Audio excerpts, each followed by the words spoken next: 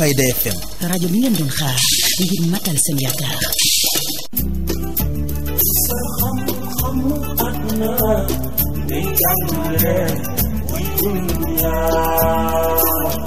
Alfayda, c'est une vision. léeg-léeg xalaat yi waroo gis-gis yi wute waaye gis-gis bii ñu ñëpp ci yam gis-gis horizon 2019 gis-gis émission bu yees bu am ci rajo Alfayda FM àllarba bu jot bu 21h jotee rajo bi jébbal kàddu gi askan wi rajo Alfayda teel na sóob ca échéance électorale 2019 yi ñu jëm gis-gis yéen lay waxal expert góor ak jigéen di yëngatu ci wàllu politique religieux wala homme de culture ngir waxtaane géewu politique gi actualité bi ak li nga xamante ni moom mooy diine ji gis-gis horizon 2019 dina waxtaane ponk yi gën a fës ci actualité bi. Alfayda, c'est une vision.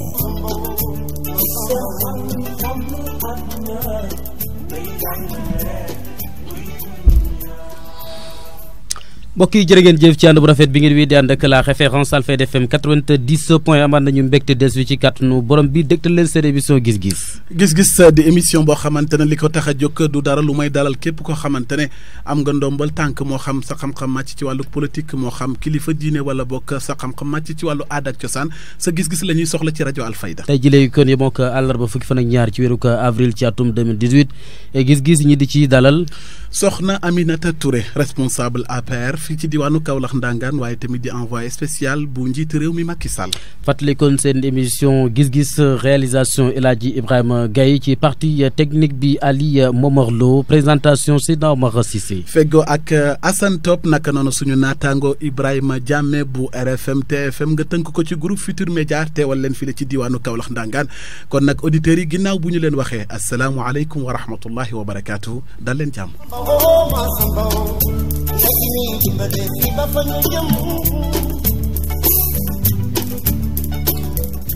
mbokk yi kon dal nay door seen émission gis-gis ci la référence Alfayda FM ma lay nuyu Ibrahima Diame suñu naataango doon ndawal rajo Futur Média ci Saloum li ko wër. jërëjëf donc Assane Top maa ngi lay nuyu di nuyu kon sunu mbokku déglukat yi yëpp di nuyu ki nga xamante ne moom mooy suñu invité di madame Aminata Touré bi nga xamante ne kenn dootu ko présenté ma yaakaar ne donc émission bi dana tàmbali ñu gis ci li nga xamante ne moom lañ ci séntu. noonu lay demee gis-gis kon ñam gan gu spécial doon soxna Aminata Touré envoyé spécial bu président de la République Omar nga gën ñee xamale que suñ gan gi. li ñuy njëkk a def rek mooy dalal ko jàmm di ko nuyu wax ko mu ne auditeur Alfayda. jërëjëf maa ngi leen di nuyu yéen ñi nga xam ne laa seqal waxtaan wi ginnaaw ba ma nuyoo ñi nga xam ne ñoo leen di déglu fi ñu toll. di rafetlu aussi seen naataango bi ngeen invité duñ koy faral di gis waaye lépp aussi ngëneel la jàpp naa ne. suñu liggéey ci émission bi laaj lay doon yow yaay féete wàllu tontu bi askan bi ñoo jëriñoo ci ay tontu laaj bu njëkk nag bi ñu lay laaj soxna Mimi Touré su ma la laajoon yaay kan wala mooy kan ci jaar-jaaram lan nga ñuy tontu. waaw dama naan la Aminata Touré sax laa tudd ñu dàkkanteloo ma Mimi Touré fii laa tàmbalee école ci école bi ñuy tuddee léegi El Hadj Seck Faye booba Kasnack 1 lañ ko tuddee woon. foofa la dalee ba maa ngi jànge alxuraan aussi ci daara sëñ Njaga Seck maa ngi koy ziyaare bu baax ma nga ca Ceneba ci Kasnack foofu après nag suma papa ñu daan ko affecté ci région yu bëri waaye ma dellu si waat fi def fi 6e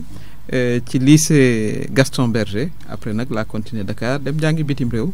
donc mën naa jàpp ne sama xaleel ci Kaolack gi daal la tàmbalee ma am ci nag ay fàttaliku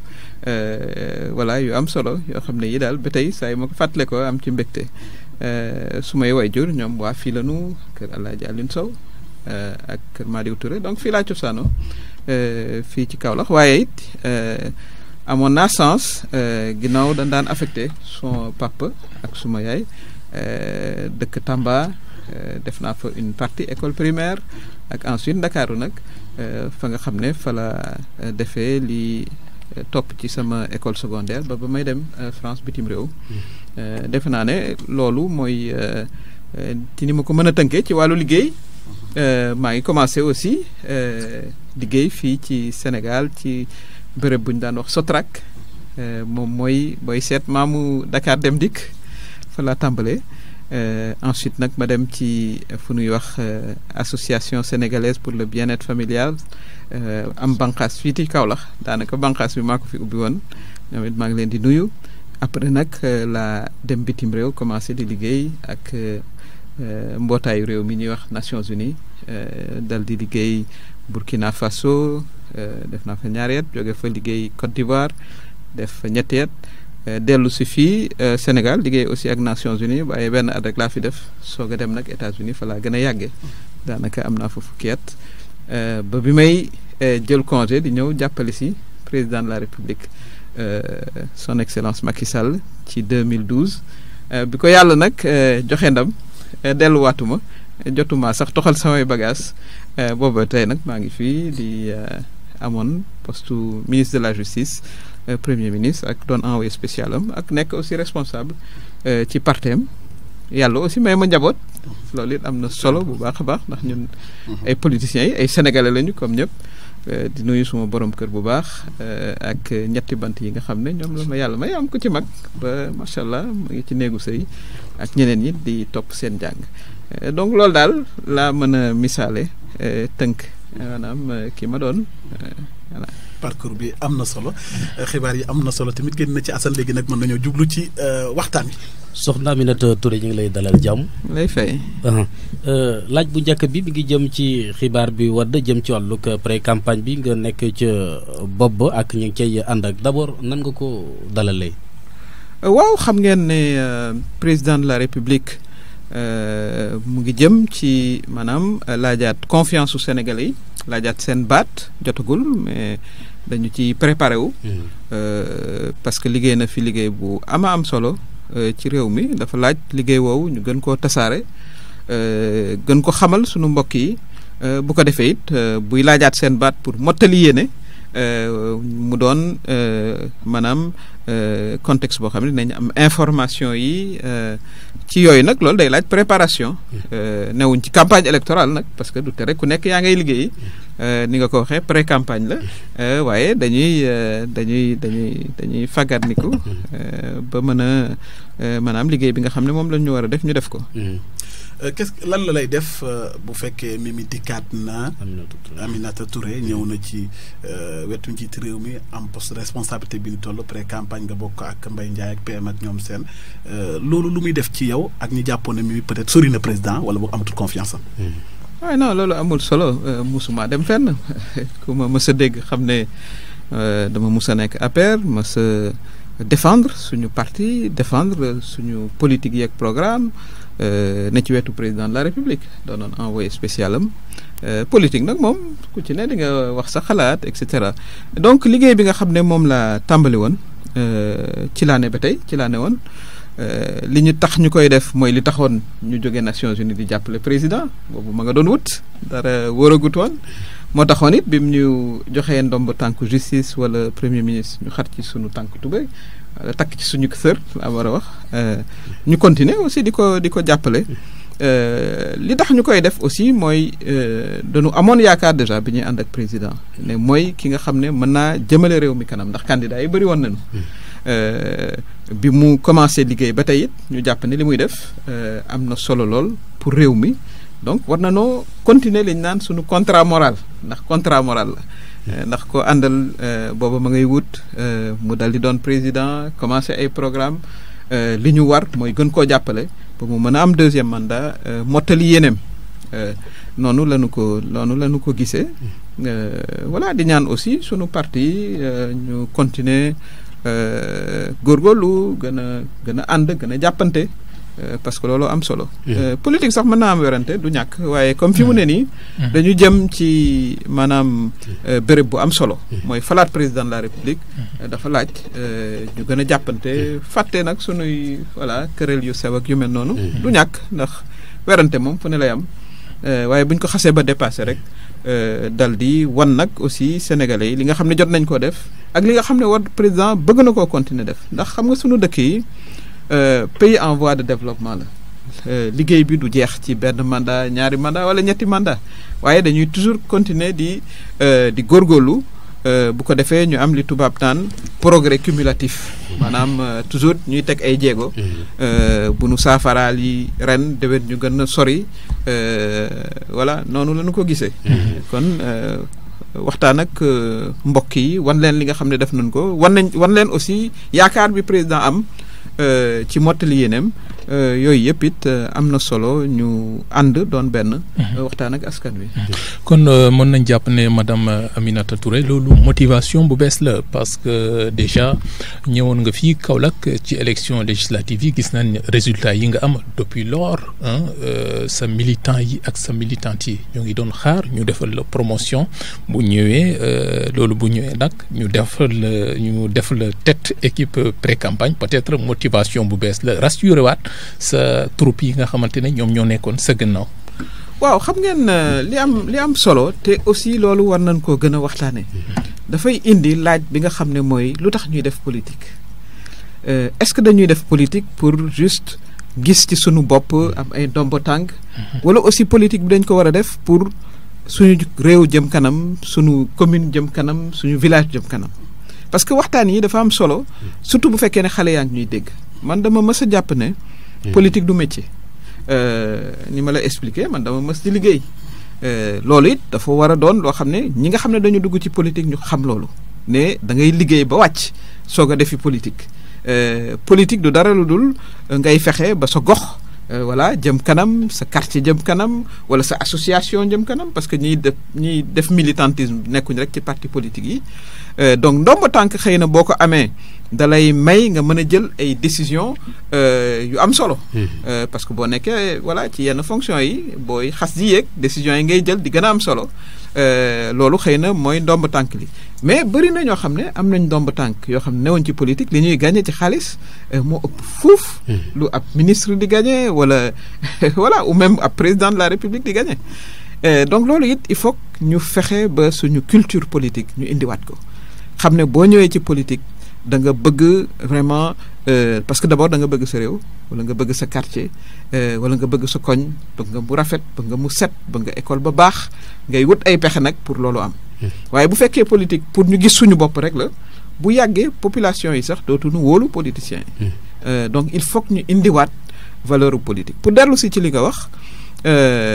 dinañu am vraiment engagement bi ñu amoon gën ko yeesal voilà gën a mobiliser parti bi yëpp du man rek maa koy def d'ailleurs parce que rôle coordination la da ngay liggéey ak maanaam yeneen i responsable am na ci yeneen pôle programme bi nga xam ne premier ministre Boun Abdallah Dionne moo ko yore préparation congrès bi doon aussi sunu camarade boobu au responsable bi nga xam ne Mbaye Ndiaye la communication Amidou Kassé ak ñeneen ñi Mbaye am na ci du ñooñu rek ñooy intervenir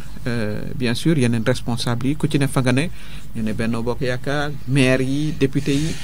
pour que ñu mobiliser waat suñu parti bi wan sénégalais yi ne quand même ci 7 ans yi bëri na ci vraiment ay avancement yoo xam ne gis nañ ko ci waaye des na aussi liggéey bu ñu war a liggéey parce que loolu it am na solo ñu koy wax lépp motale wuñ ko xëy na sax dina am yenn voilà difficulté yoo xam ne on y a fait face il faut assumer ça man noonu laa gis parce que nit ki nag aussi mënoo ko tere gis réalité waaw lii am solo mooy nga gis réalité xool solution yi nga xam ne mën nga ko dépasser par exemple lu mel ni gerte gi su ma ñëwee ba Saloum war nañoo wax ne peut-être campagne commercialisation bi amoon na difficulté il faut le reconnaître li ko indi mooy li ñu doon xaar ci gerte dañu dem ba dépassé ko maintenant ñu war a jënd aussi xëy na ci wàllu woowu li ñu ci doon xaar amaguñ ko woon mais président bi mu fi jaaree wax na aussi décision yi nga xam ne bëgg nañu jël ko fexe ba ay jëndkat yu jóge bitim réew ñëw yooyu ay difficulté la mais difficulté boo xam ne aussi booy seet xéewal a ko indi parce que boo amee 1,4 million tonnes gerte te ñu daan def avant boo defee 500,000 tonnes sax ci nga yem li ko indi mooy ñu indi qualité semence bu gën indi mécanisation maanaam jumtuwaay yoo xam ne moom la ñu doon liggéey mu indi nag production xéewal la waaye en même temps difficulté pour commercialisation jàpp naa ne ci anam yu gaaw yi ñëw gouvernement baa ngi ciy liggéey yooyu par exemple ay contraintes la mais bëri na ay avancées yoo xam ne am nañu ko ci wàllu désenclavement ci wàllu yoon PUDC nga xam ne bu njëkk ba xëy na buñ daan defar ci dëkk yu mag yi rek lañ daan defaree ci dëkk yu ndaw yi jigéen ñi ba tey daan sonn ci jëli ndox forage yi booy seet dañu multiplier le nombre de forages pratiquement par 10 en 7 ans donc yooyu yëpp la ñu bëgg a waxtaane li nga xam ne am nañ ci jéego yi nga xam ne am na ci tuuti difficulté ak na nga xam ne noonu la ñu ko war a saafara ba am laajaat confiance su sunu mbokk sénégalais yi. donc noonu laa ko gisee. voilà soxna Aminata Touré ba tey ci wàllug waxtaan bi ak lu jëm ci wàllug équipe pré campagne bi premier ministre Mahammed Boun Abdallah Dionne dal di ciy bokk ay Mbaye Ndiaye doon ay ténor yoo xamante ni lañ ci parti APR. yow nga nekk ci bopp day tekki ni mën nañ laa jàppee tey numéro 2 bu parti bi. non nekkuñu ci dynamique boobu du tout du tout kooku yéen ci journalistes yi daf leen di intéressé parce que day indi werante équipe boo xasee ba ne équipe rek. travail collectif ngay wax. te encore une fois d'ailleurs président wax na ko bu leer rôle coordination lay doon boo ne coordination nag mu ngi mel ni rek ci équipe bu football.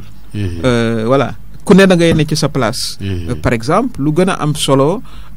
koo xam ne kii par exemple député nga ñu jox la nga représenté yore baatu tout un département kooku aussi day ko am solo lay doon wala nga doon un ministre dans un département wala nga doon un maire dans une commune ñooñu ñëpp seen contribution ci li nga xam ne moom laa waxtaane sànq day am solo donc lii rôle coordination la. amul benn rôle de hiérarchisation gisewuma ko noonu li nga xam ne moo am solo mooy vraiment ñu mën a encourager muy responsable yi muy militant de base yi remobiliser wu parce que nag bu ñu remobiliser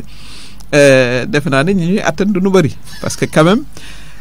boo jëlee 555 collectivités territoriales 505 yi Benno Bokk Yaakaar la su ma nee Benno Bokk Yaakaar pratiquement 90% au poste yooyu APR la donc c'est le plus grand parti du Sénégal dañ koy fàtte ci wàllu présence ci biir réew mi ñooñu ñëpp ku ci ne war ngaa jógaat war ngaa mobiliser waat wanewaat li nga xam ne jot nañ ko def ci liggéey te macha allah liggéey bi aussi liggéey bu rafet la. donc ci yooyu yëpp la ñuy am préparation.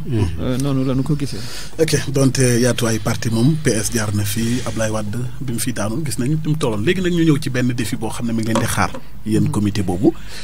jëm ci li ñuy duppee parrainage bi nga xam ne njiit réew mi Macky Sall bëgg na ko opposition bi jàpp ne techniquement da ngeen a pare pour gagner techniquement ci ay la bañ ba tax ñu bañ ko défi boobu seen kanam nu ngeen ko gisee. waaw dañuy ñëwaat ci affaire bu li fi weesu. bu fekkee ne opposition day wax quand même ci 6 ans yi am nañ fi élection yu bare jàllale naa sax bu président Macky Sall 65%, élection législative 2012, élection municipale 2014 bi may wax ne pratiquement booy xool 80% poste maire yi ak président conseil départemental yi Benno Bokk Yaakaar la ca ëpp APR la. amaat fi leneen loo xam ne dafa nuru woon sax ak élection présidentielle soriwul loolu mooy référendum ñu am ca 63%. donc opposition bi ak lu du mën a wax ci maanaam bëri yi ñu jaar yëpp xam nañu ne quand même rapport de force bi loolu la woon donc kooku jar na di ko fàttali aussi pour ñëw ci sa question muy parrainage il faut que ñu waxtaan ak sunu mbokk yi ñu comprendre bu baax lu mu doon. ñu ngi fàttaliku élection législative bii ñu génn ñu amoon daanaka 46 listes boo duggee ci benn classe école daanaka table banc bu ci ne am na ñu ngi ca teg ay bulletins d'électeurs mu indi difficulté yu bare parce que boo duggee ci salle bi balaa ngay gis maanaam bulletins yi nga bëgg a jël dana la jël temps boo xam ne bi ci ba ñu ko prévoir sax 5 jours avant. Le ministre de l'Intérieur laaj conseil constitutionnel ne ko est-ce que mën ngaa maanaam permettre électeur bi mu ñëwee au lieu mu jël 46 yi ni ñu ko waxee ci code électoral nga may leen ñu jël 5 bu ñu ko defuloon loolu doon nañ toog di wote ba 4 heures du matin te du pare. ci élection municipale yi ay milliers de listes la ñu amoon milliers de listes kon il faut à un moment quand même que ñu toog réorganiser système bi ni ñu koy defee ci démocratie yépp loolu am na solo parce que c'est comme si Sénégal moo commencé parrainage ma fàttali leen ne ci code électoral bi bu fekkee ne personnalité indépendante ko woon dañ la doon laaj nga indi ay signature daawuñ ko laaj parti pourtant am na ci ay personnalité indépendante ñoo ëpp popularité fuuf ay parti kon boo nee nañ ko def ci parti yi loolu it aussi peut-être mesure égalitaire la waaye beneen mbir mi mooy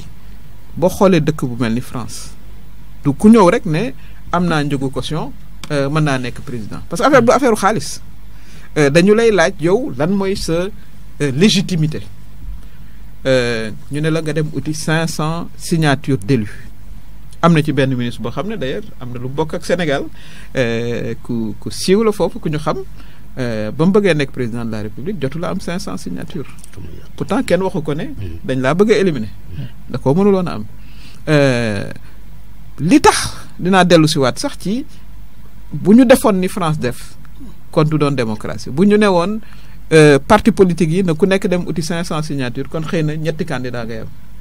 ndax ni ma wax sànq boo jëlee 80% des élus Benno Bokk Yaakaar lañ bokk kon boo waxoon ne dem leen uti 500 élus kon di nga exclure ñu bare donc loi bi ne nañu dem uti directement ci Sénégalais yi donc loolu aussi avancement la booy xool boo ko comparé ak système bu France beneen mbir bi boo jëlee dëkk bu mel ni États-Unis kenn du ne États-Unis démocratie amu fa li ñu naan ñoom seen primaries mooy primaire mën ngaa toog 1 an et demi parti bu nekk ci sélection kii doon candidat lay doon ñu lay laaj exiger la nga am de grands électeurs ñu signal la bu la grands électeurs yi signalulee doo ko mën a am ba noppi di def compétition ci état bu ci ne ci 52 états yi donc day am forcément benn processus de présélection boo xam ne du état moo koy def askan wi moo koy def donc dañu toll foofu parce que bu fekkee ne defuñu loolu dinañu dem bay am 100 électeurs 100 candidats à l'élection présidentielle mën naa ci sax dolli loo xam ne lii su fekkee ne man bëgg naa perturber le jeu démocratique si j'ai 1 milliard et je peux avoir 20 candidats donc sax loolu risque la parce que képp koo xam ne boroom xaalis nga rek war ngaa mën a jënd sa ay candidats teg leen kon loolu démocratie dootul am li loi bi wax mooy nañu dem ci 7 régions côté boobu sax commentaire leen ko bu baax yéen journalistes yi parce que mënoon nañ ne rek na ku nekk uti 1% mais mën ngaa dem ca voilà sa koñ ba nga dëkk wala dëkk ba nga dëkk ñëpp indil la pourcentage boobu mais kon bu boobaa doo doon représentatif de l'ensemble du pays kon dana mën a am ay parrainage ethnique wala même ay parrainage religieux ay parrainage géographique moo tax ñu ne na doon ci 7 régions yëpp 7 régions yi fu ne nga dem am fa 1% loolu defe naa ne képp koo xam ne yaa ngi ci activité politique am ci ambition am ci légitimité war naa mën a nekk koo xam ne it aussi mënuloo ko mais dara terewu la nga ànd ak un groupe de partis pour def loolu te defe naa ne aussi li ñu naan émiettement de la scène politique du lu baax maanaam ku ñëw rek ñëw bokk d'abord cher na ci dëkk bu mel ni ñun dinañ dem ba dootuñu ko mën a organiser ni ma ko waxee parce que bu ñu amee 100 candidats à l'élection présidentielle bi ñaari fan la ñuy wote wala ñett loolu mën naa indi ay crise yoo xam ne jaru ko donc nañu def ni démocratie yu mag yi di def am benn premier niveau du ma ko tuddee sax sélection non parce que askan wi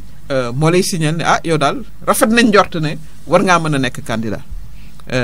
loolu la loi bi indi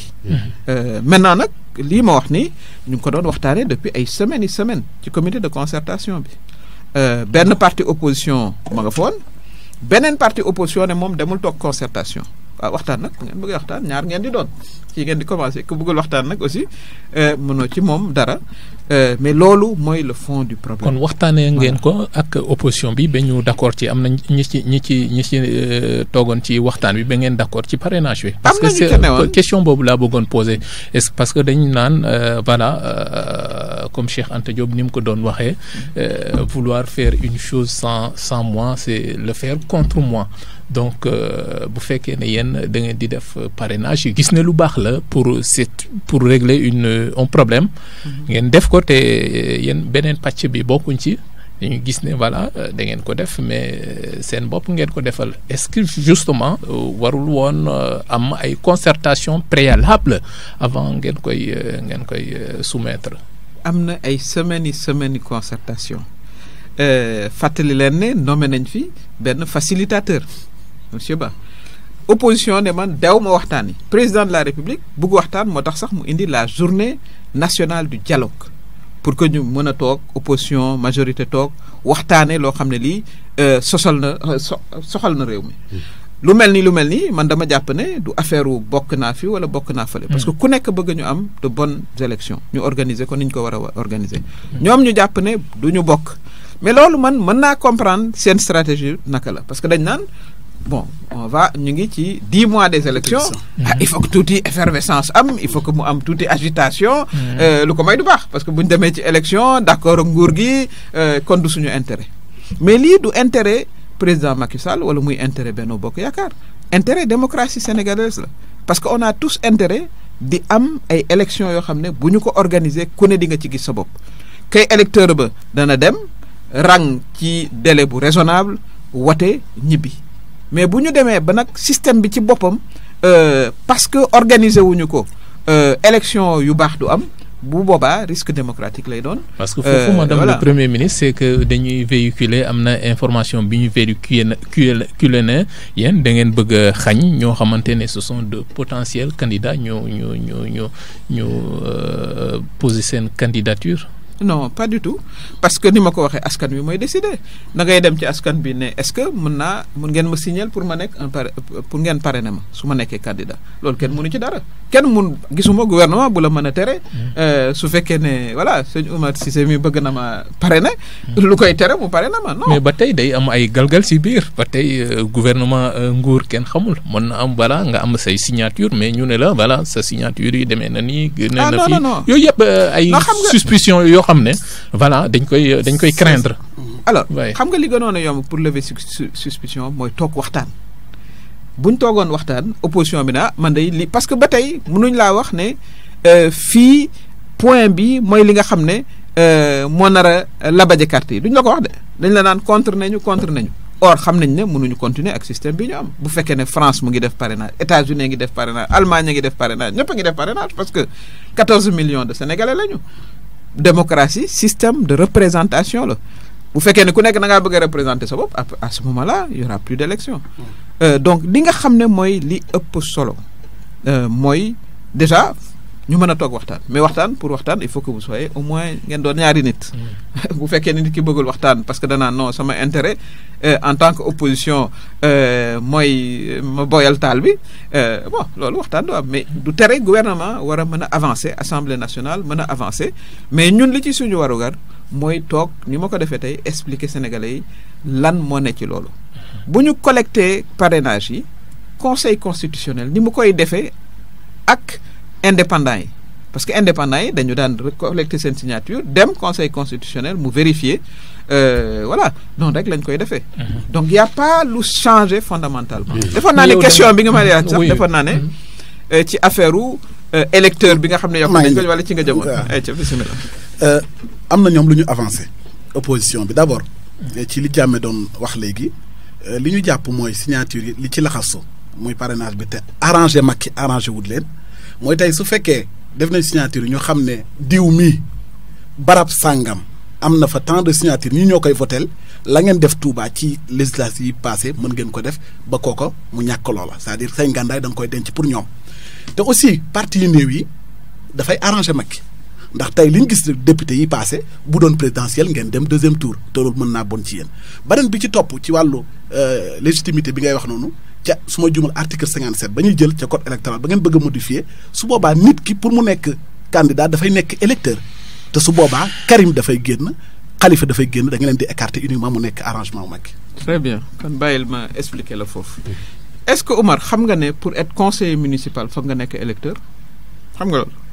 est-ce que xam nga ne pour nga nekk député foog nga nekk électeur c'est dans le code donc pour que nekk président de la République war ngaa mën a nekk électeur quand même li ñuy exiger conseil municipal bi di ko exiger député bi war nañ ko exiger président de la République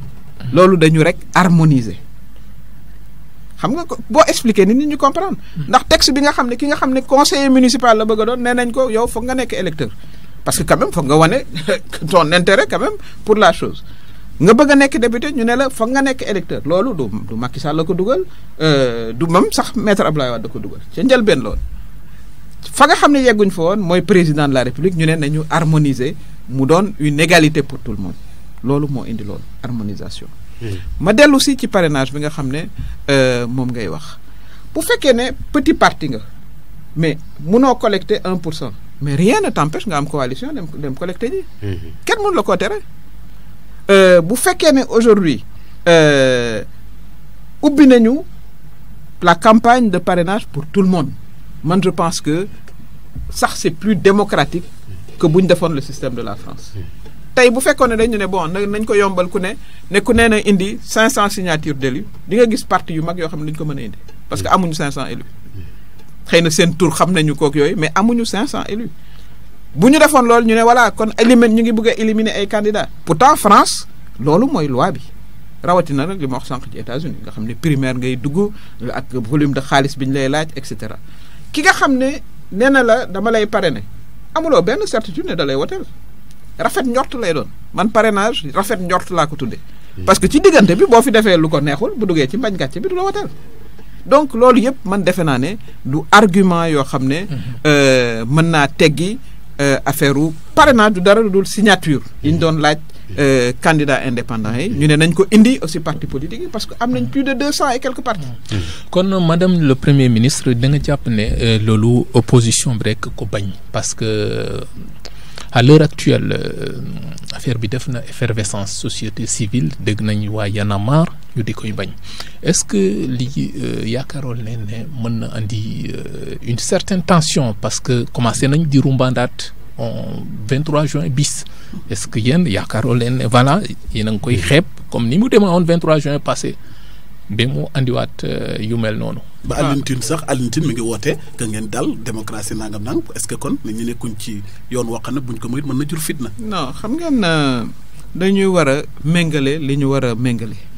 23 juin li fi président Abdoulaye Wade bëggoon a def mooy dindi baaru 50%. boo amee sax 10% mën na doon président de la république passé dès le premier tour leneen la mu bëggoon a def mooy indi système mu dauphinat maanaam dañ may doon ça n'a rien à voir ak lii nga xam ne moom la ñuy def lii damay jàpp ne day renforcer suñu démocratie parce que nag yéen it dañu waxante dëgg lu toll ni poste yi d'ailleurs parrainage dina am aussi ci élection municipale parce que mënuñu continuer ba ku jóg rek ne man war naa mën a nekk candidat foog nit ñi xam la foog nit ñi quand même am wóolu la tuuti am rafet njort ci yow lu ko may dinañ dem ba élection doodoo ko mën a def parce que di nga am tellement de candidats ba doodoo ko mën booleeg di nga am ñoo xam ne ñii dañ naan man yor naa suma xaalis war naa mën a nekk candidat déedéet man góob ma ne rek parce que am nga xaalis war ngaa mën a jiite déedéet war ngaa mën a xamanteeg askan wi askan bi wóolu la askan bi rafet njort ci yow ñu mën laa bàyyi nga doon candidat man loolu laa jàpp loolu nag am na solo li ci nga xam ne mooy xëy na liggéey bi ñu war a gën a def mooy maanaam expliquer suñu mbokk yi ñu comprendre amul benn tentative de éliminer kii que ce soit parce que gisuma noo koy defee ki yore ay parrainage am indi noo ko mën a éliminer mënoo ko éliminer ki nga xam ne jàpp na ne xëy na doole mayu ko mu nekk ci cette région yi na ànd ak yeneen parti def coalition ut kenn mu doon candidat noonu lañ koy defee ci dëkk yu ne noonu lañ koy defee France noonu lañ koy defee États-Unis ñooñu quand même ay pays de démocratie la ñu donc man defe naa ne di méngale ñaar ñi bokkuñu bële recul démocratique la woon lii dañuy consolider démocratie bi aussi am efficacité parce que démocratie aussi du anarchie dañ koy waxee ci tubaab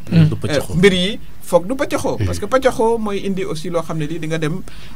ba ñëpp rëccu donc noonu man laa ko gisee Sénégal dëkku démocratie la Sénégal kenn mënul forcer nit mu woteel la amul ndegam da ngay nekk jóge ci opposition ñëw ci pouvoir ni ko président Macky Sall defee 2012 président Abdoulaye Wade moo yoroon armée moo yoroon police moo yoroon gendarmerie moo yoroon budget national mais du tere sénégalais yi ba ñëwee wote tànn nañ ki nga xam ne moom lañ bëgg mu jiite leen donc man loolu laa ci gis rafet njort moo ci war a am ñu expliquer bu baax li nga xam ne moom la wutu mais ni ma ko waxee aussi opposition nattoom mooy buñ ne waaw nga ne déet. c'est ça loolay nattu opposition. opposition elle est faite pour s'opposer. kon nag mënoo leen aussi maanaam critiquer parce que dañuy opposer naan déedéet parce que dañ naan bon fa ñu jëm dans 10 mois xëy na bu ñu xiiralul du ñu am lu bari. mais lii dafa di loo xam ne lii dafa soxal démocratie sénégalaise. da koy avancer loo. mais tontu bi des na rek. opposition bi moom moo ne déet mais dañoo gis beneen société civile bi. seen yoon non société civile li nga ci wax dañu appeler à ce qu'il y ait une concertation plus de concertation. dégguma fi la véritable société civile. c'est la société civile. boo xam ne bii bokkul opposition bokkul pouvoir. loolu laay tuddee société civile aussi. société civile bu xas ba bokk ci benn parti dootoo société civile. concertation bi desoon na kon concertation bi entre partis politiques la woon. société civile bi nga xam ne dégg naa ko mon ami Alioune Tine dafa woote voilà plus d'ouverture président de la république bu yàggul wax na ko ne bu fekkee ne opposition ba fi ñuy waxee am na lu mu bëgg a améliorer ci li ñu bëgg a def mais nañoo wax ko waruñoo am voilà fier ba du ñu ñëw wax ko. bu fekkee ne am nañu ngëneel buñ ci bëgg a indi mais nañu ko indi. mais nag boo fekkee ne da nga naan déet rek du tere aussi ñu avancer. ñuy woote ñu dem fële assemblée nag mouvement yi woote pour askan bi dem ne du fi amee du ngeen ko fi voté. waaw xam nga droit wu manifester sax ci constitution la nekk. ñi bëgg a manifester rek li ma leen di digal mooy ñu suivre loi yi ak règlement yi. parce que nag nit doo manifester n'importe où. am période yoo xam ne kenn du mën a manifester. tey boo bëggoon dem Maison Blanche yenn parti naan na nga fay manifester dañ la naan non mënta nekk. pour des questions de sécurité mais fu ñu leen autorisé ñu mën faa manifester man gisuma ci inconvénient.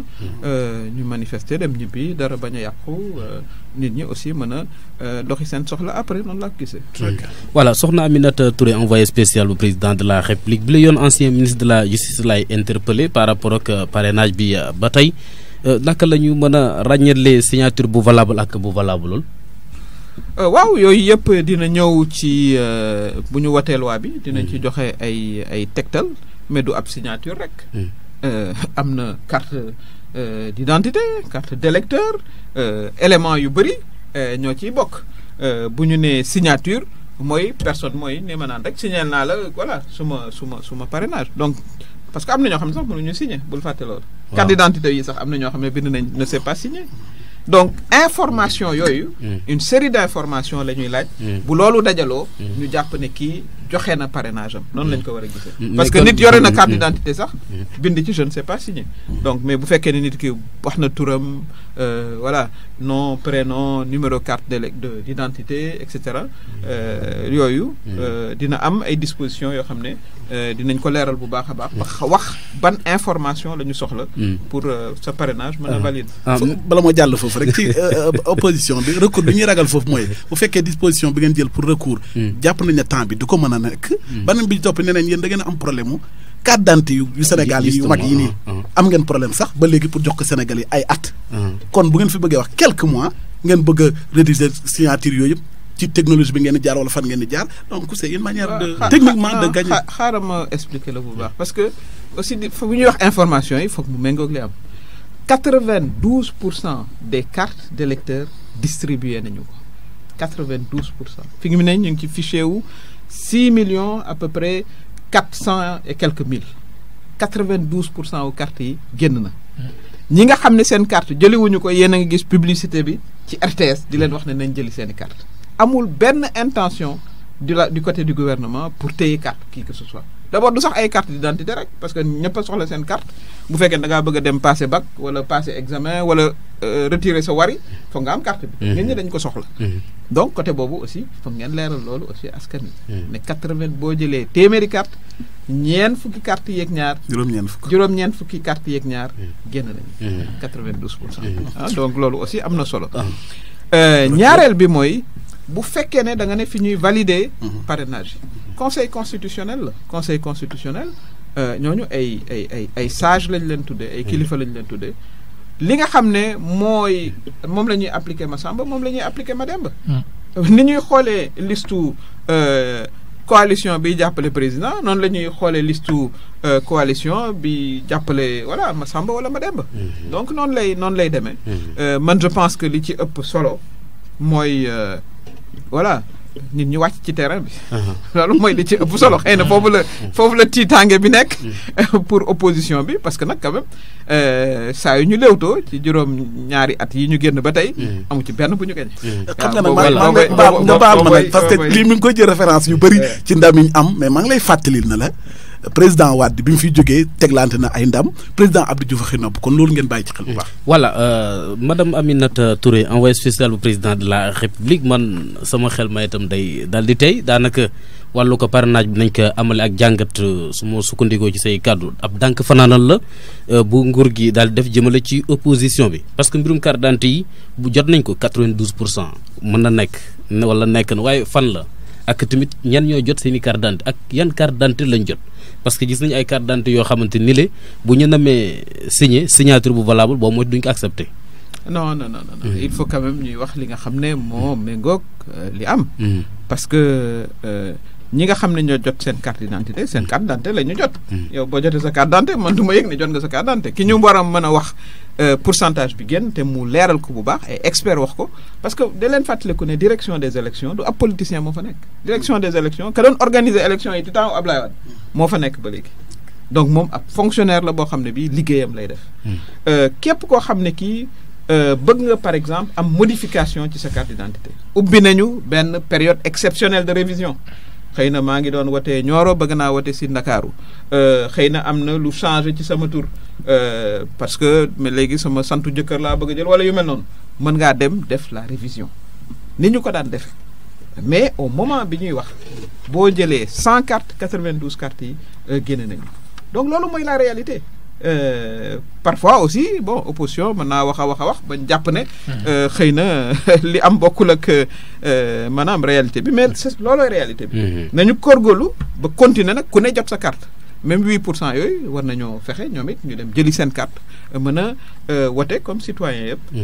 man noonu laa ko gisee mais su fekkee ne rafet nañu jot ñun ñëpp muy opposition comme pouvoir ni nga ko waxee d'ailleurs maa ngi fàttaliku ne gëw ma ne 2009 élection municipale yi nekkoon nañ en faveur du président Wade donc li nga wax noonu ba tey Oumar am na luñ ci mën a changer. boobu defe naa opposition bi déjà ca la njëkk a gagné Dakar ak grande ville yi ba ville Kaolack gi ca la voilà sama nijaay Madiène Diouf dirigé liste bi donc yooyu. bu baax léegi mën nañoo wàcc carte yi ba tey dafa doon loo xamante ni géographiquement la aussi ci wàllug jotin gi. parce que daanaka parti bi nekk ci pouvoir bi di APR fépp foo xamante ni yaakaaru fa ndam foofu da ngay dégg ñi jàmbat problème mu carte d'identité yi fu ci mel ni Touba xam nga foofu moom daanaka seen demee fa noonu parti APR bi. mais xam nga jàmbat bi nañ koy teg ci réalité bi. su ma nee 92%. la ca ëpp sax waa Ndakaaru ñoo ko retiré. ok Ndakaaru mënoo wax ne foofu. quand même dañuy gagné largement mënoo wax loolu. li ci ëpp solo mooy sensibilisation bi nga xam ne ñu koy wax ñi nga xam ne jotuñu seen carte. ma koy wax fii ci rajo bi. nit ki ak fu munti bokk. citoyen da nga war yor sa carte d'identité. rawatina nag ba ñu defee effort. te opposition àndoon ci ne dañuy tas fichier bale tas ko dal di commencé waat wëññi bi. keroog bi ñuy de wax seen accord ñoom maa ngi toog. participé woon naa ci boobu réunion. ba dañu ne woon bu fekkee ne yegguñu 4 millions dañu koy bàyyi jël ancien fichier bi. ñu dépassé 4 millions ba tey ñu ngi ci 6 millions 400 mille. am nañu rafet nañu njort ne ak inscription yi nañ mën a dem sax ba 6 millions 600 jël 6 millions. toujours ci wàllu carte yi parce que c'est un sujet assez intéressant quand même vu li nga xamante ne moom moo xewoon ci élection législative yi passé c'est vrai que am nañ ñu jotoon a jot seen i carte mais da ngay jot sa carte nga dem ci bureau de vote bi ñu ne la du fii fële la ngay trimballer durant toute une journée ba tax voté woo loolu tamit problème la est-ce que loolu bàyyi ngeen ci xel tamit. waaw moo li ko indi woon mooy li ma wax la refonte totale du fichier. musuloon a am fichier bi ñu doon wotee moom la ñuy wotee depuis 1960 nit ñi ñoo rek ñuy yokk. voilà ñi nga xam ne wàññeeku nañu ñi nga xam ne toxu nañu ñoom ñëpp a ngi woon ci biir fichier bi. mais loolu lijjante nañ ko léegi. waaw mais loolu laay expliquer nii. donc ñu indi fichier bu bees loolu xam nga opération lourde la. bu doon ci maanaam chirurgie opération lourde lañ koy tuddee. mu indi aussi quelques difficultés qu'il faut reconnaître mais loolu justement ministère de l'intérieur direction élection boobu may wax. liggéey na ci ba nga xam ne bii dinañu war a mën a améliorer le système parce que nag ay nitu kese lañu voilà. Nul n'est parfait ni ko tubaab di waxee erreur du ñàkk li ëpp solo rek mooy bu erreur amee nga reconnaître ko fexe ba booy liggéeyaat erreur boobu bañ a am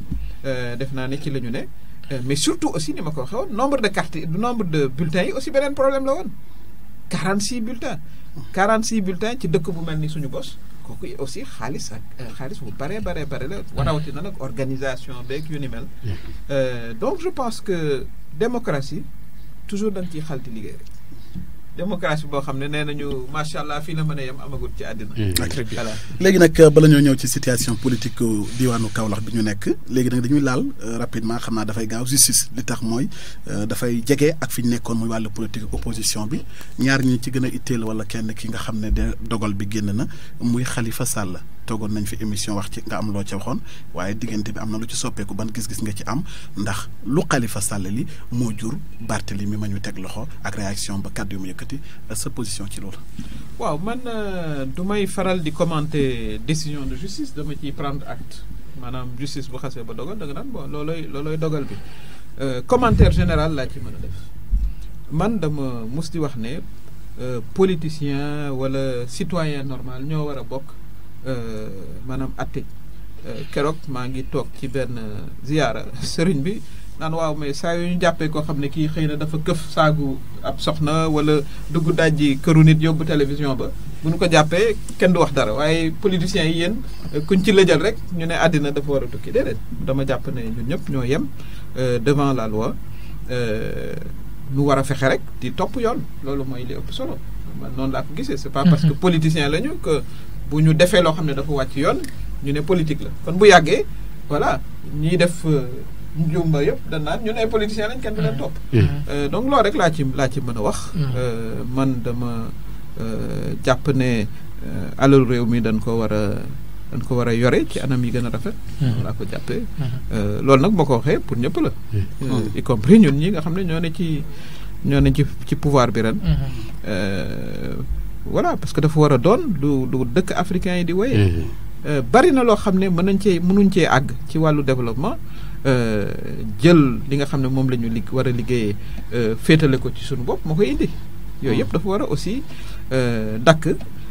man noonu laa ko gisee sinon am beneen commentaire décision justice la justice tranché na noonu rek laa ko mën a jàppee na doon jàngat surtout pour képp koo xam ne da ngay gérer alalu réew mi man noonu surtout laa ko gisee voilà te tàmbalewul Sénégal loolu tàmbalewul Sénégal boo xoolee ku mel ni benn ci candidat français yi ci élection bi nga xam ne ci lañ falee Macron ñëpp dañ ko jàppoon comme favori waaye gis nañu ne la mu doon gérer xaalis ba moom et cetera ay soxnaam ak yu mel noonu moo tax tubaab yi wateeluñu ko donc yooyu yëpp aussi dafa di culture boo xam ne bii culture bu bees la culture bu bonne gouvernance yemul rek ci Sénégal boo xool ci àddina gépp la loolu it def naa ne lu baax la ci Afrique parce que bu fekkee li ñu war a liggéeyee aussi dañ koy féetale suñu bopp kon suñu avancement du gaaw. dëgg la li nga wax dëgg la madame Aminata Touré mais mbirum Khalifa Sall moom c'est vrai ñu bëri dañu jàpp ne c'est purement politique parce que justement la caisse d'avance de la mairie de Dakar nee nañ bi ñu ko gérer depuis 1920 lañ ko doon gérer de la même façon ñu dem ba Khalifa Sall doon maire Ndakaaru di ko gérer de la même façon Khalifa Sall ñu ne ko da nga war a bokk coalition Benno Bokk Yaakaar mu ne il n'est pas question man parti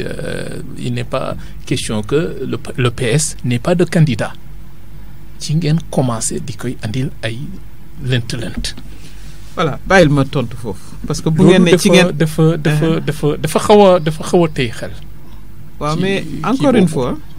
nañu jëm rek ci les faits. les faits sont là mais dafa am ñoo xamante ne nee nañ bu fekkoon ne Khalifa Sall rangé wu na dans la coalition Benno Bokk Yaakaar kenn du ko topp. waaw mën nañoo dellu si ci les faits d'abord ci argumentaire bi nga wax xaalis bi nii lañ ko daan defee depuis 1920 bon war nañ koo continuer defe noonu jàpp nga ne loolu argument bu valable la non pour man jàpp ma ne argument bu valable la li tax ñu fal président Macky Sall 2012 c'est que sénégalais yi aussi dañu bëggoon loolu dakk ngay confondre sa poche ak keesu réew mi kooku ci raison yi taxoon ñu fal président de la République. mais en même temps on nous dit que président nee na dafa tëgg son coude sur les dossiers. non président li mu wax c'est totalement différent président parlait du cas du Fesman. waaw Fesman la doon ce sont des faits. Fesman ce qu'il a dit est très clair président Abdoulaye Wade son fils est actuellement en prison Fesman li ñu bëgg mooy sa fille na ñëw fay bor yi fi nekk moo gën ñuy tëj rakk di tëj mag loolu la wax te boobu ba tey it ñoom it ñu ngi ci fay loolu c'est ce qui s'est passé président loolu la wax ne balaa muy nuru de nag man damay sànq ab njaboot ensemble kii nga xam ne yoon topp na ko ba tëj ko 6 ans rakkam ji topp ci moom te ñu ne am na fi facture yoo xam ne war na ko fay balaa ñu koy awale ci même yoon bi na ñëw fay loolu la président de la république ne moo gën a rafet loolu la président de la république wax sinon dégg ngeen ko mu wax ne protégé wul qui que ce soit pour revenir ci cas bi nga wax sànq yow est-ce que jàpp nga ne normal na ay fausse facture ñu koy def à hauteur de 1,8 million francs fausse facture mooy nga bind ne jënd naa ceeb séddale ko waaye bi IGE ñëwee laaj la ñu ne non loolu amul ñu laaj ka nga xam ne magasiné ba moo yore ceeb ba mu ne gisuma ceeb ka bind facture ya ci kuy jaay café lañ ko bindal ak yu mel noonu bëgguma dellu si sax ci procès bi parce que loolu mooy li nga xam ne am na mais en résumé yooyu dañu koy war di moytandiku. Absolument. loolu mooy leçon bi may tiré dañ koy war a moytandiku surtout ñun ñi nga xam ne ñun ñoo yore kees yi actuellement président de la république ñaari mandat lay def dem keneen ñëwaat na fekk rek képp koo xam ne dénkoon nañ la gestion buñ la laajee ni ñu laajee kii ngay wax ak ni ñu laajee ñeneen yow say réponse doon réponse yu claire ñu signal le cutis nga dem man noonu laa ko gisee. léegi man ñu bëri li leen leerut mooy yeneen ko doon toppee ay milliards bi dogal bi àttee ña nga jëm ci ay 5 millions différence boobu lu ko andi ak li nga wax léegi bonne gouvernance ñëpp a ci ànd muy journaliste bi sénégalais bu nekk yoroon ñu alal bi dafa war a sell waaye est-ce que mairie bu Ndakaaru Khalifa Sall rek fi nekk yeneen mairie yaa ngi ci diwaan yu bëri Sénégal. waaw xam nga sëñ Omar damay jël benn exemple sax du ma koy faral di def boo jëlee l'ancien maire de Saint-Louis opposant radical bu Macky Sall la muy Cheikh Bamba Dièye audité nañ ko est-ce que topp nañ Cheikh Bamba Dièye non am na ci yeneen maire yoo xam ne ci yeneen i dëkk le maire de Kébémer PDS la nekk audité nañu ko dañ ko signé le cutis mu dem donc loolu aussi du information boo xam ne méngoo nag li am c'est pas parce que dañ la topp parce que opposant nga parce que am na ci opposant yu radicaux yoo xam ne saa yu jëlee rajo bi nga xam ne opposant la ñu te ba ñu IGE demee parce que bu ngeen nee yéen IGE ngay wax inspection d'État ñooñu c'est un corps indépendant ñooñu kenn topp leen parce que amuñu leen toppee kenn mënulaa toppee lu ñu la mënula toppee mënul nekk waaye nag bu fekkee ne ay fausse facturation la mooy indi sa question bi nga laaj. milliard mujj ci ay 5 millions. non amende la. xam nga du remboursement. amende la. amende ça dépend li code pénal bi wax. amende na naan 100 000 ba temps. amende maximale bi lañ la fay. voilà parce que yenn aussi dañ la naan buñ la daanee ci détournement temps d'année la. voilà c'est noonu lay demee c'est-à-dire li ñu bind ci code bi la condamnation financière bi ce n'est pas remboursement. voilà noonu lañ ko war a gisee. voilà soxna Aminata Touré envoyé spécial président de la République man sama laaj mi ngi jëm ci wàllug recouvrement ci traque bien mal acquis bi ak xibaar bi nga fi siwaloon mu xaw a yëngu réew mi toll ci 200 milliards bu fekkente ne yaa ngi koy saxal ba tey wax joojale lan nga mën a leeral ci boppu askan wi ak naka la tëddee fan ngeen ko jotee ak ñenn ñoo ko dugal. non te def naa discussion boobu dépassé nañu ko parce que communiqué gouvernement bi dégg ngeen liñ ci wax président de la république la moom ci boppam it def na ci commentaire bu rapide loolu question boobu dépassé nañu ko parce que quand même def nañ ci ay jéego yu bare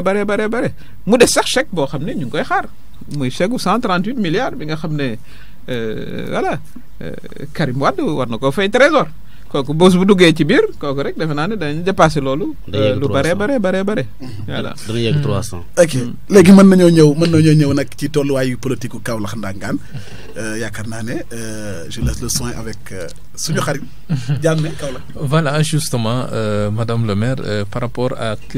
sujet boobu madame le ministre madame le ministre le premier ministre donc par rapport question boobu gis nañ ne yow ñëw dellu saatoon nga Kaolack pour def fi sa base politique gis nañ réaction yi mu amoon ba tax mu bëri ay tension bëri ay camp bëri coow par la suite tamit ñu gis ne dafa xaw a niroog recul est-ce que yow après da nga reculer. non xam ngeen ne politique moom du ñàkk coow. reculer kay amul fii la wote législative yi. ñu gagné centre ba ma wote d'ailleurs. Benno Bokk Yaakaar musul gagné le centre de Kasnack. Benno Bokk Yaakaar musul gagné le camp de Casaville. kon sama ñëw kay macha allah def naa sakkanal naa score bi en tout cas ci ville Kaolack waxatuma nag rek ci département bi kon noonu lañ ko war a gisee mais loolu dépassé nañ ko bu yàgg li ngay wax nii il y a presque 2 ans. dépassé nañ situation boobu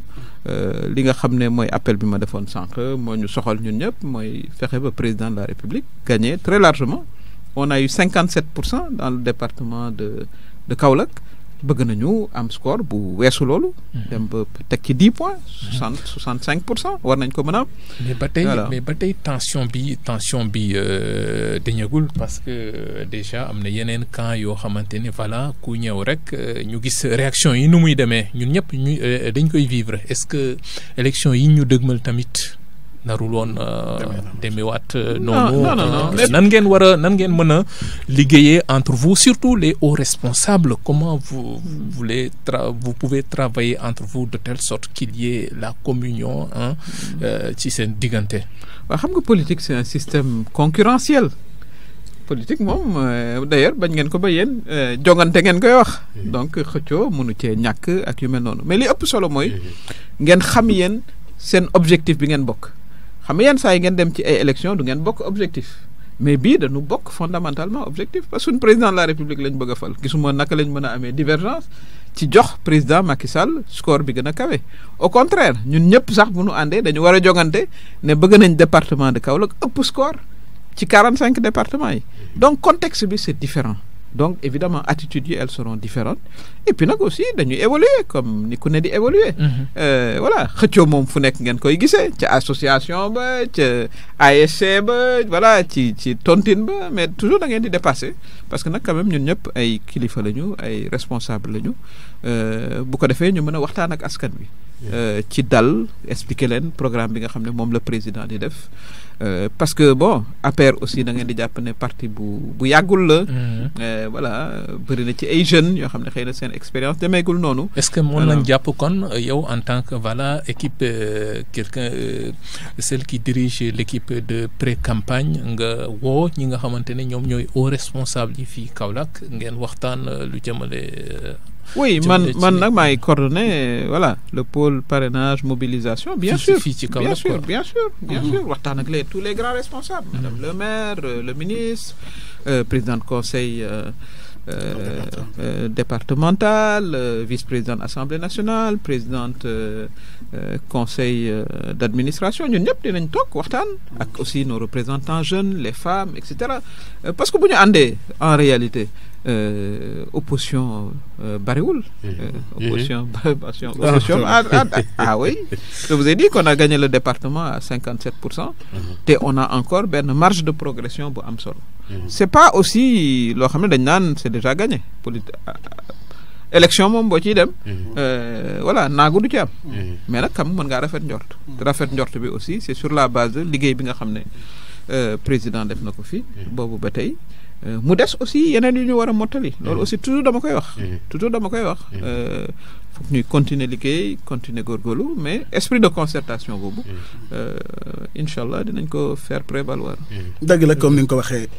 dem ci ay wote ne damay am ndam moom assuré boobu amu leen ko donte observateurs yi gis nañ ne xaj na bu ngeen di am jaaxle Touba ngeen nar a ñàkk peut-être Thiès département bu Pikine te ñett yi bu ngeen ko ñàkkee da ngeen dem deuxième tour mais Kaolack moom yéen a koy gagné chaque fois mais est-ce que amul. est-ce que mën naa la gàgganti foofu. département de Thiès ñun ñoo ko gagné ci législative yi foofu da nga ko fàtte. waaw mais présidentielle yi ci observé. non département de non comme da ngay comparer département yi département de Thiès dañ ko gagné.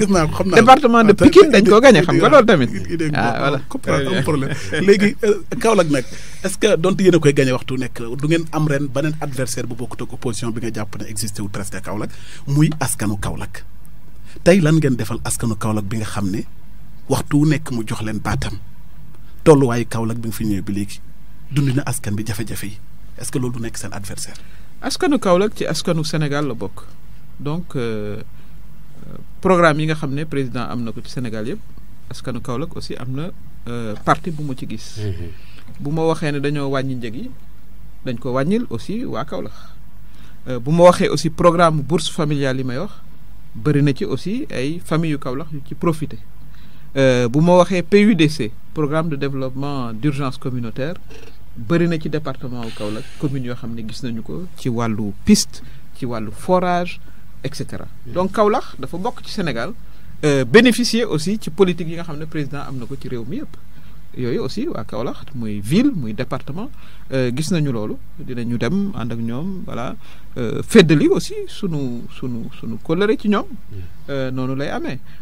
nangu aussi yenn difficultés yi nga xam ne am na ak waxtaan ak ñoom solution yi nga xam ne war nañ ko cee gis noonu la ñu ko gisee ak yi ngeen leen diggoon te defagu leen ko nag waaw xam nga yéene moom da nga ciy liggéey di ci avancer di ci góorgóorlu te def naa président def na ci apport bu ama am solo comme je dis continuer ci liggéey mottali yéeneem ci deuxième mandat noonu la war a demee parce que gisuma ni muy demee neneen ci dëkk yi nga xam ne dañu développé sëñ Omar boo demee France yaa ngi gis cheminot yaa ngi ci mbedd mi nee nañ dañuy grève pour 3 mois pourtant France pays développé la rawatina États-Unis gële àddina yombul du xëy rek yëpp sotti voilà mais dañuy góorgóorlu di am des avancements voilà di yokk aussi suñu cawarte pas seulement le gouvernement d'ailleurs mais sénégalais yëpp ku ci ne da ngay góorgóorlu ci sa côté ñu indi culture liggéey boobu aussi ci sunu ni ñuy doxale ku ne xam ne ca liggéey ba nga ne da nga cee war a góorgóorlu ñu ràññee la ci comme njàmbaar état bi aussi dugal ci loxoom bu baax association yeeg ONG yi dugal ci seen loxo man c'est comme noonu laa gisee àddina parce que noonu laa ko gisee aussi ci yeneen réew yi nga xam ne ñoom it am nañ développement gis-gisu la gestion de l'équipe municipale naka nga ko gisee mairie bu Kaolack par rapport ak comme Kaolack léegi leer na naka nga ko gisee waaw mais man nekkuma conseiller municipal donc dama leen di encourager madame le maire qui fait partie de mon parti ñoo bokk parti doon suñu responsable ci suñu responsable yi fi nekk voilà encouragement la ñu am nekk seen wet en solidarité avec eux c'est pas toujours facile aussi parce que les mairies da ngeen di fàttaliku ne seen budget ci état lay jógee du mairie mënta def lépp am na ci projet yoo xam ne état moo koy jël en charge pour mairie ba mën a voilà ñëw en complément noonu laa ko mën a waxee oui mais par rapport aux résultats parce que buñ la falee comme maire résultat la ñuy xaar yow en tant que citoyenne de Kaolack par rapport aux résultats par rapport à tout ce que la mairie a fait yow ban gis-gis nga ci am. en tout cas dama leen di encourager je suis en solidarité avec eux parce que ñoo bokk parti mënu leen a dégg leneen lu dul loolu parce que non du luñ def baax na mais yow boo yoree sa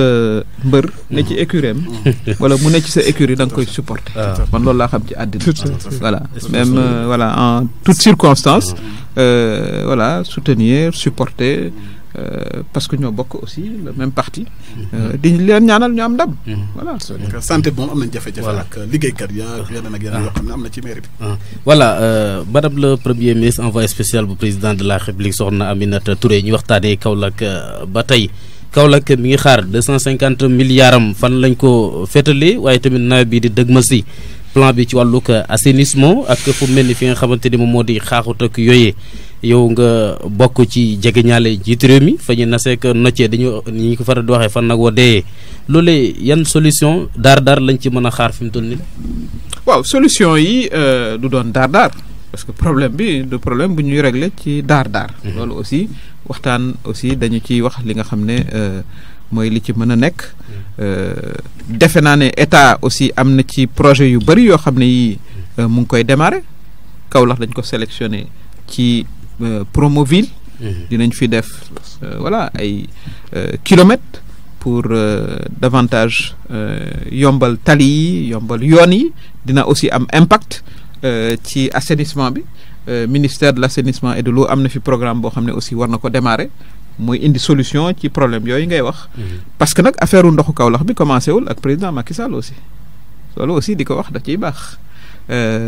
problème boo xam ne dafa laaj gëstu bu baax a baax parce que dañu am quartier yoo xam ne ñu ngi ci ay zone non aedificandi xam ne buñ doon xool xëy na foofu doon woon dëkkuwaay toolu salaat la woon ñun ba ñuy xale donc traitement bi muy laaj du traitement bu yomb mais ministère de l'assainissement ni ma ko waxee am na fi projet ni mu ko amee ci 4 autres villes sélectionné nañ ci Kaolack am nañu yaakaar ne projet bi bu démarré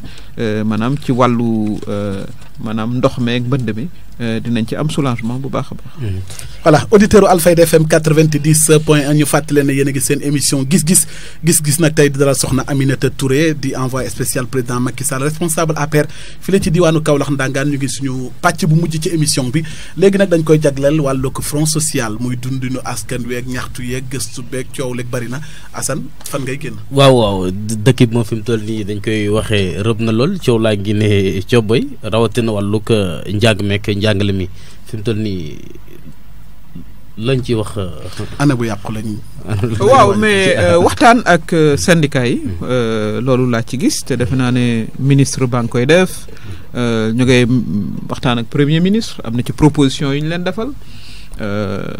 damay leen di encourager ñu am accord ak état. parce que njàngalekat du boppam rek la war a xool. war naa xool aussi xale yi nga xam ne seen avenir la ñuy tabax parce que éducation dafa di secteur bu am solo wax nga santé bi médecins yi jotoon nañ fee grève def naa jotoon nañ waxtaan ak premier ministre ba am ci accord ak moom voilà waxtaan lay doon ba juboo mais bu ku ne defee bonne volonté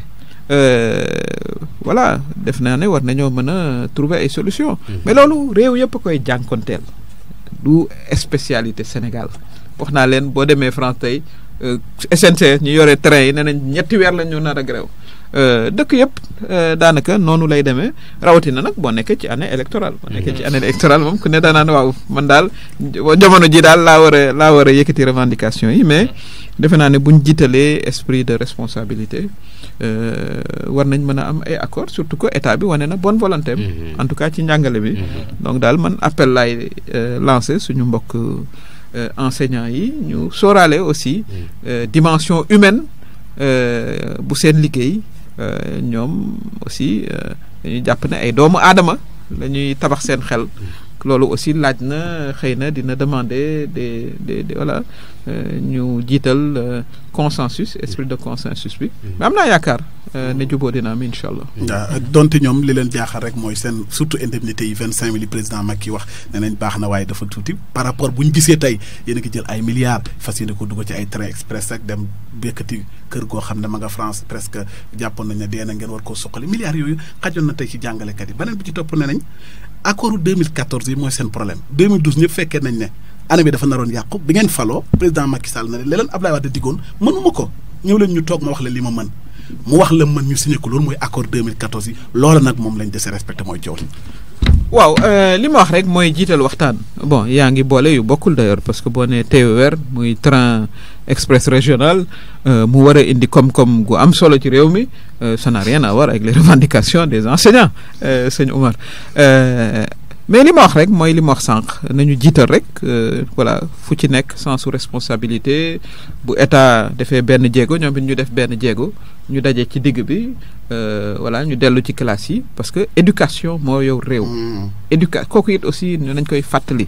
ñun buñ toogee fii di waxtaan parce que yàlla dafa def ñu mën a am éducation loolu nag suñu maîtres yee ñu ko jox ak suñu enseignants yi ñoom seen loxo ci avenir mu réew mi dafa am solo parce que ñoom ñooy former les dirigeants de demain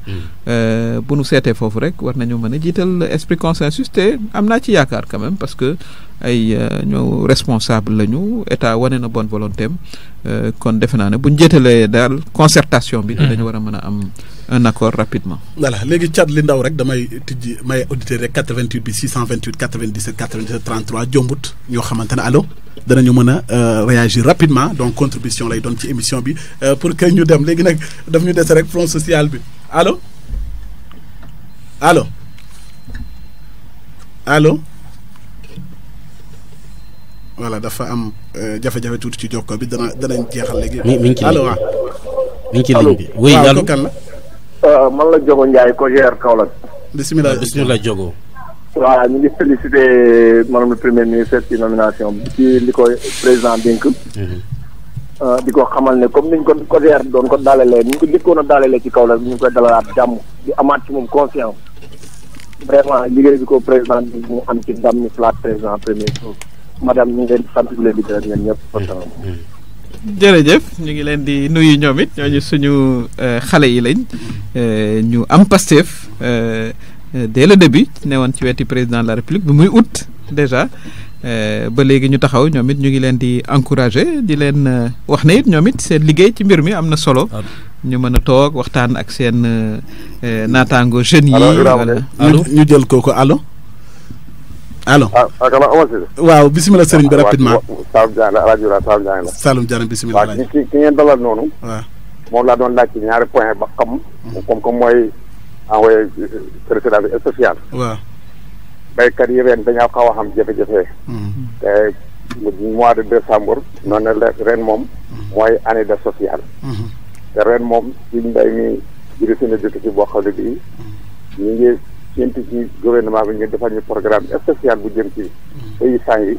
pour ñu mën a génn ci seen bor yi. bu loolu jàllee passé ci ceeb bi fi ne boo ko seetloo dafa yokk ndax makk bi bi mu arrivé boobu mu ngi fekk kilo bi ci 280 mu mati ba wàññi woon 10 francs yi ñu dem ci 200 yi dégg nekk ceeb bi yokkuwaat na ba dem 300. may laaj ko Bakam Dóoru mooy itam Bakam bi na ci. xalaatam merci beaucoup ñaari point yooyu. jërëjëf ma jël keneen rek rapidement allo nga baal ñu nag madame le ministre allo. mi ngi ci biir allo. allo. allo oui. allo waaw. salaamaaleykum. maaleykum salaam kan la. Baye Ciss lañ koy wax. Baye Ciss. waaw. borom Kaolack is back. waaw. waa ñu ngi lay nuyu di la dalal bàyyi la ak madame le ministre. waaw lu gàtt rek doon nuyu madame le premier ministre. di ko ndokkeel ci ndomba tànk yu bees yi ko son excellence takkal. di wane rek kóoluteegu président am ci moom. ak ay loolu yëpp nag njàmbaaram ak honnêteté moo ko may. ak man liggéey. beneen bi di ko encouragé. ndaxte yombul. donc yu ko encouragé pour mu gën a persévérer. et xam ne ñëpp a ngi ci gannaawam di ko jàppale. pour que mission bii ñu ko dénk. bu soobee yàlla yonent bi mu réussir ko. waaw donc loolu daal mot d'encouragement yooyu ak félicitations yi laa amoon à son endroit. waaw di wax ne nag ñu ngi ci wetam pour que li ko président dénk mu am ci réussite totale à la satisfaction du président de la République. jërëjëf Baye Ciss xam naa sama technicien bi ñu arrêté téléphone bi nga baal ñu def bokk ci concept émission bi gis-gis dañuy tijji quelques minutes rek pour auditeurs yi kon liñ jël doy na am nga ñaari intervenant. d'accord xanaa damay commencer ci bi mujj di nuyu suma càmmeñ Baye Ciss xamante nañu bu baax a baax moom it di ko encourager ci projet yi nga xam ne am na ko pour Kaolack. loolu aussi dañ koy rafetlu bu baax parce que bu doomu Kaolack yëpp voilà delloo si woon seen alal. def naa ne koom-koom bi dana gën a jëm kanam kon mun na aussi compter ci. voilà sunu soutien ci projet yooyu di ñaan yàlla antul ko dina indi ay emploi dina indi aussi maanaam turu Kaolack yëkkate ko waat kon moom it ñu ngi koy féliciter ni ma ko waxee njalbeen rôle maanaam facilitation coordination la am voilà sunu kilifa yi ne ci dëkk bi yëpp te di jàppale président ñoom ñëpp tudd naa la seen ndomb tànk sànq dañu am voilà wàllu am solo ci liggéey bi nga xam moom la ñu dëgmal bu ko defee bu ñu yëkkatee résultat wu Kaolack mu doon résultat bi gën ci 45 départements yi. loolu moom la ñu war a def ñun. suñu titre. te voilà lii tax rek mu am mooy vraiment ñun ñëpp ñu ànd. te macha allah ci côté boobu ñu ngi ciy def ay jéego yu am solo comme maa ngi koy gërëm di ko sant moom it. ci wàllu woowu. am na sëñ boo xam ne wax na ci affaire gerte gi. wax naa ko sànq ne. maanaam dafa doon xéewal boo xam ne dafa mujj xaw a indi jafe-jafe yu ndaw ndax 1,4 million tonnes lañ ñu def muy record xëy na voilà ni ñu ko waroon a jënde gaawul ni ñu ko war a gaawale mais président jël na ci ay mesures ci Turquie yi ci chinois yi am naa yaakaar ne bu ñu demaatee campagne ba def presque même 1,5 million wala 700 ñooñu ñëpp dinañ fi ne pour gerte googu ñu mën koo jënd te loolu yëpp ngëneel la parce que nag sa gerte bu yokkoo maanaam sa koom-koom aussi day yokku kon loolu nag aussi dañ ci war a sant yàlla bu baax a baax ci wàllu yokk ceeb bi waaw Wilane la sant dafa mënoon daa doon ab mbayeen mais nag boo toogee 6 ans yokkoo dara loolu quand même loolu gouvernement boobu war nañ koo féliciter quand même waaw war nañ koo féliciter mais nag ci commerce aussi foog muy yokk de temps en temps aussi foog ngay am tuuti lu ko mooy commerçant yi du ñu am bénéfice mais yokk wi aussi dadul yokk wu am solo jàpp nañ aussi ne prix yu bëri wàññeeku nañu ba ci ëpp solo moo doon carburant kooku it wàññi nañ ko wàññi luwaas kon yooyu yëpp muy politique yoo xam ne président di ko taxoon mu koy def mooy vraiment yombalal askan wi ni muy dunde voilà amoon na ci solo lool li mu bëgg nag mooy moom it gën cee góorgóorlu ba ci deuxième mandat bi mu gën a sori ci li nga xam ne tàmbali na ko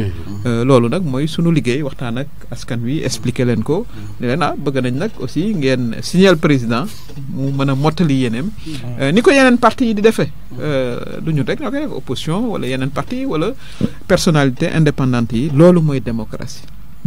fi ma bëgg a mujjalee mooy démocratie système boo xam ne gisaguñ bu ko gën la te war nañ cee jiital citoyen bi ñu koy jox information bu toogee ba dugg ci mbañ gàcce ba mu def li dal xelam am nañu yaakaar ne ñun bu ñu ko joxee information ci liggéey bi nga xam ne président de la république def na ko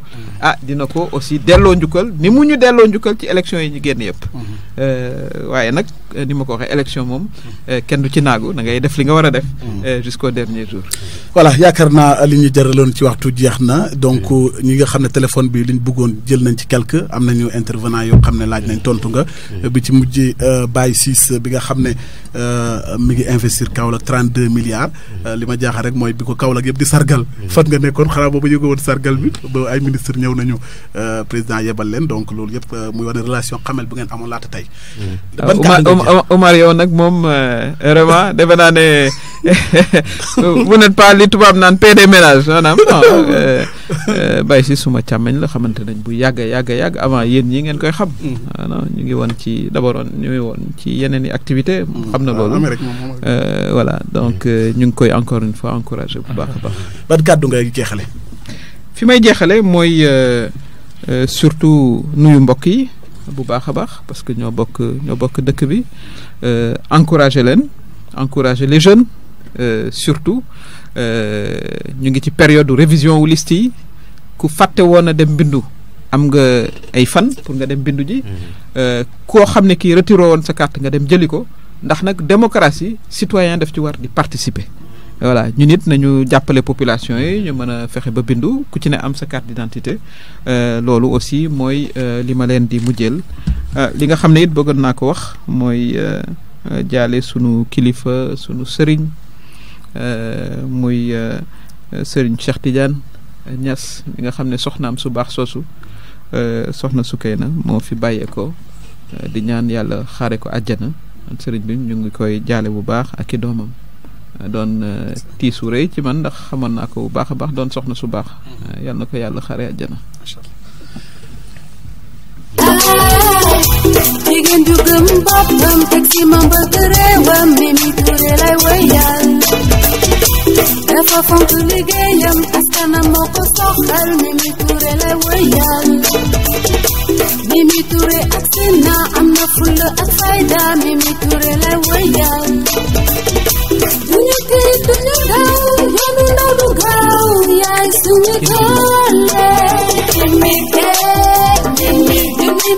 jërëjëf Aliou Lo yaakaar naa mooy soxna suñuy wax Queen Biz moo woy du moom Queen Maria Queen Maria xam nga moom damaa déconnecté ci côté boobu mini lañu bëgg comme mini leen laaj mini ñëw dal seen kaw ñu koy gërëm bu baax tey ki nekkoon suñu gan moom lañ doon woy léegi Queen Maria moo fa jaar mu nekk soxna Mimi Touré ñu lay gërëm nag ci sa disponibilité jël leen ci yow waxtu yu bari waaye aussi cër bi nga jox rajo Alfayda ma koy waxaat ne boo ko joxee rek askanu Kaolack nga ko jox ndax wax dëgg yàlla saa boo ñëwee jot bi may la ko da ngay ñëw def ak ñun émission ñu ngi la ciy gërëm bu baax donte jot bi may la ko ndax xam naa yaa ngi yàkkantee dem reeri ji ñuy gërëm di encouragé bu baax a baax di leen félicité aussi ci seen concept bi ngeen invité seen benn naataango pour RFM li ngeen wane mooy amu leen relation de concurrence voilà man noonu laa gisee àddina man ngeen ku ne di bay sa waar mais de temps en temps ngeen toog bokk benn mbir man noonu laa gisee Sénégal buñ koy doxale noonu def naa ne suñu avancement dina gën a gaaw voilà ñu ngi koy gërëm moom bu baax Ibrahima Diame toogal fi RFM ak TFM groupe Futurs Médias fii ci diwaanu Kaolack liggéey bu rafet na ñu ngi koy gërëm di gërëm Assane Top naka noonu Diame donc mot de la fin looy jeexale. oui donc honneur bu mag la woon di ñëwaat fii Alfayda FM nga xam ne c'est pas la première fois ñu ma fi invité pour discuter ak des personnalités surtout Madame Aminata Touré, c'est un très grand honneur ma toog fii di débattre sur des questions d'actualité ak moom donc di gërëm ki nga xam ne moom mooy directeur Alfayda di Ibrahima Gaye di gërëm tamit auditeurs yi nga xamante ne ñooñu doon déglu ak kilifay diine Kaolack yëpp donc maa ngi leen di gërëm di leen di sant. merci beaucoup Diame jërëjëf Assane Top red chef bu rajo Alfayda naka noonu Assane. waaj di gërëm di sant bu baax a baax vraiment am mbégte dalal soxna suñuy toll. bokk ci njombaxtaluk nguur gi fa ñu nasee ko na ci jaajëf.